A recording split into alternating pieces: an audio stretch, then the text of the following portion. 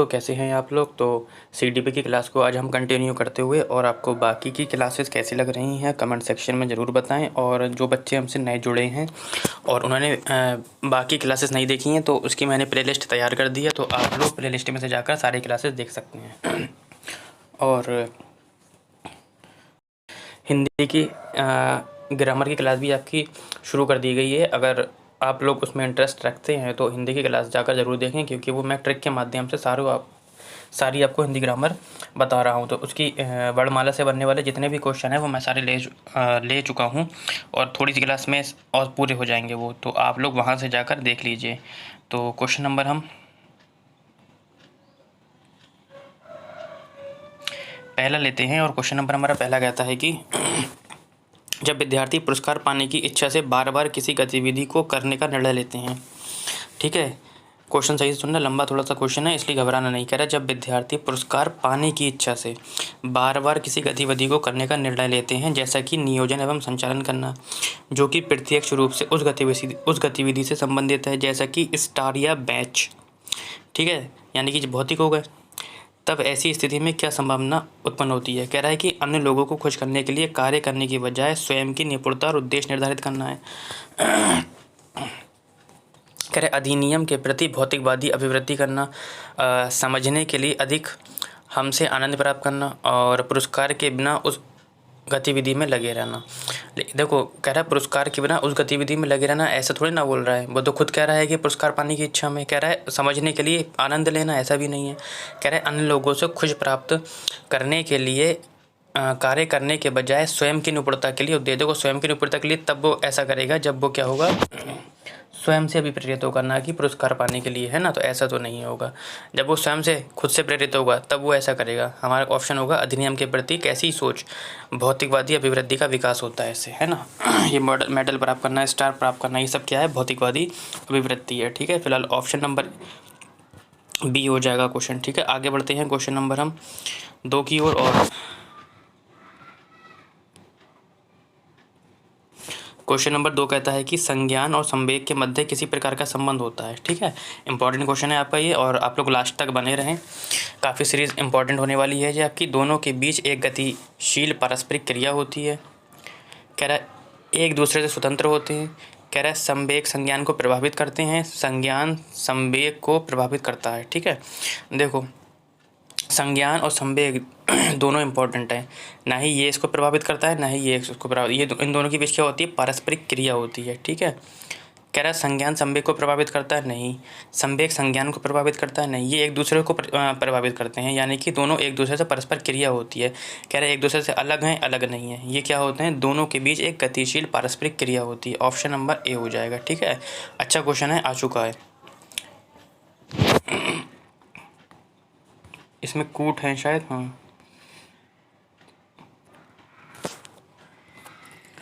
कह रहा है कि निम्नलिखित में से कौन से कारक अधिग्रहण को प्रभावित करते हैं। कह रहे विद्यार्थी की अभिरुचि, विद्यार्थी का सामाजिक स्वास्थ्य और शिक्षा शास्त्रीय रणनीति, या विद्यार्थी का सामाजिक एवं सांस्कृतिक संदर्भ। ठीक है, तो विद्यार्थी की रुचि होना जरूरी है, ये तो ऑप्शन ठीक है। कह रहे विद्यार्थी का सामाजिक स्वास्थ्य, बिल्कुल स्वास्थ्य होना जरूरी है। अगर एक अंग प्रभावित होता है तो दूसरा अंग भी प्रभावित होता है।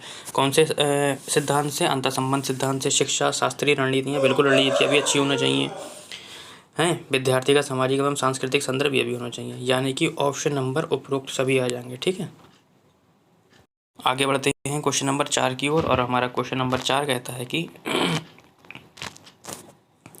कह रहा है कि निम्नलिखित में से क्या ज्ञान के सार्थक संरचना प्रक्रिया का एक महत्वपूर्ण पहलू है। कह रहा है उद्दीपन प्रक्रिया संबंध, सामाजिक परस्पर क्रिया, लगातार अभ्यास तथा बार बार स्मरण करना, पुरस्कार एवं दंड। मैंने आप लोगों को बताया था कि पुरस्कार और दंड है ना, सीटेट में गलत है। बार बार स्मरण करना ये भी गलत है। उद्दीपन प्रक्रिया केवल उद्दीपन करते रहना, है ना। तो ऑप्शन क्या हो जाएगा आपका, सामाजिक पारस्परिक क्रिया। बच्चे जो होते हैं सार्थक अधिगम प्राप्त करने के लिए क्या करते हैं, वाइगोस्की ने कहा कि बच्चे जो हैं सामाजिक पारस्परिक क्रिया से सीखते हैं, है ना। तो ऑप्शन नंबर क्या हो जाएगा आपका, बी हो जाएगा। आगे बढ़ते हैं क्वेश्चन नंबर 5 की ओर। और हमारा क्वेश्चन नंबर 5 कहता है कि बाल्यावस्था अवस्था की अवधारणा से क्या अभिप्राय है। ठीक है, बाल्यावस्था से संबंधित क्वेश्चन है। कह रहा है ये है कि बच्चे शून्य से शुरुआत करते हैं और उनके गुण पूरी तरह से परिवेश के द्वारा निर्धारित होते हैं। दूसरा ऑप्शन कहता है कि ये विभिन्न सांस्कृतिक संदर्भों में सार्वभौमिक रूप से समान है। तीसरा कहता है कि समकालीन सामाजिक संरचनावादी मनोवैज्ञानिक के अनुसार ये एक सामाजिक संरचना है। ये है कि बच्चे दुष्ट रूप से पैदा होते हैं। देखो ये तो ऑप्शन वैसे गलत हो गया, बच्चों के बारे में गलत नहीं बोलना है, ठीक है। बच्चे शून्य से शुरुआत करते हैं, ऐसा भी गलत है। समकालीन सामाजिक संरचनावादी मनोवैज्ञानिकों के अनुसार ये एक सामाजिक संरचना है, ऐसा नहीं है, ठीक।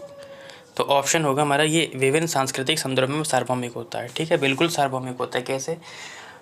चाहे हम अपने यहाँ की बात कर लें इंडिया की, चाहे हम पाकिस्तान, बांग्लादेश, भूटान किसी भी देश की बात कर लें, बच्चा पैदा होता है शैशवावस्था, शैशवावस्था के बाद बाल्यावस्था, बाल्यावस्था के बाद किशोरावस्था, किशोरावस्था के बाद प्रौढ़ावस्था ही आती है। तो ये ना सभी सार्वभौमिक संदर्भों में क्या होता है, सार्वभौम है, ठीक है। तो ऑप्शन क्या हो जाएगा आपका? बी हो जाएगा। आगे बढ़ते हैं हम क्वेश्चन नंबर 6 की ओर, और हमारा क्वेश्चन नंबर 6 कहता है कि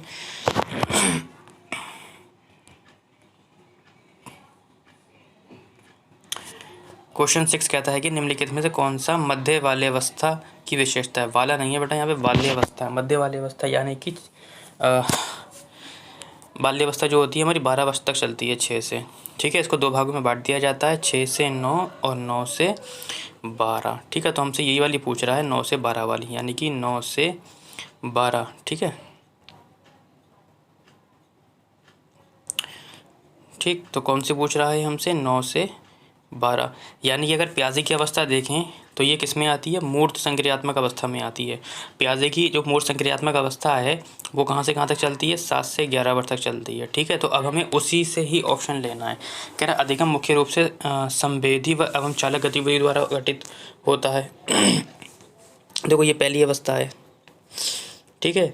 शारीरिक वृद्धि में विकास बहुत तेजी से होता है। ये शारीरिक वृद्धि कब होती है? ये भी शैशवावस्था में होती है ना, शारीरिक वृद्धि कह रहा है, ठीक है। तो शारीरिक वृद्धि जो होती है ये किशोरावस्था में होती है, ऐसा भी नहीं होगा।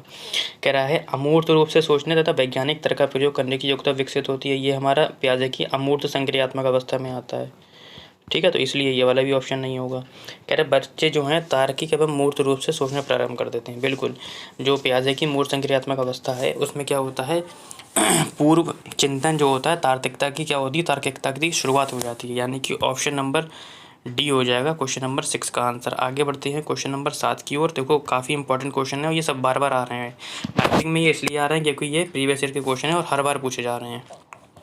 कह रहा है कि परिवार एवं पास पड़ोस बच्चों के समाजीकरण की कैसी अवस्था है? मैंने बताया था परिवार जो है कैसी अवस्था है, प्राथमिक अवस्था है, जबकि पास स्कूल कैसा है, स्कूल जो है द्वितीयक अवस्था है, ठीक। अब मैंने उस दिन ये भी बताया था आप लोगों को उस क्लास में कि अगर परिवार के साथ कुछ भी जुड़ा हुआ है तब भी वो प्राथमिक में रहेगा, और स्कूल के साथ कुछ भी जुड़ा हुआ है तो वो द्वितीयक में ही रहेगा। तो वो कह रहा है परिवार एवं पास पड़ोस, तो परिवार के साथ क्या जुड़ा हुआ है? पास पड़ोस। लेकिन हमें परिवार शब्द देखना है कैसी अवस्था है? प्राथमिक, ठीक है। तो ये प्राथमिक आ जाएगा। द्वितीयक की बात करेगा तो हमारा क्या आ जाएगा? स्कूल आ जाएगा, ठीक। तो क्वेश्चन नंबर 7 का आंसर हो जाएगा आपका सी। आगे बढ़ते हैं क्वेश्चन नंबर हम 8 की ओर, और क्वेश्चन नंबर 8 हमारा कैसे संबंधित है? बाइकोस्की से संबंधित है, ठीक है। तो क्वेश्चन पूरा ले लेते हैं।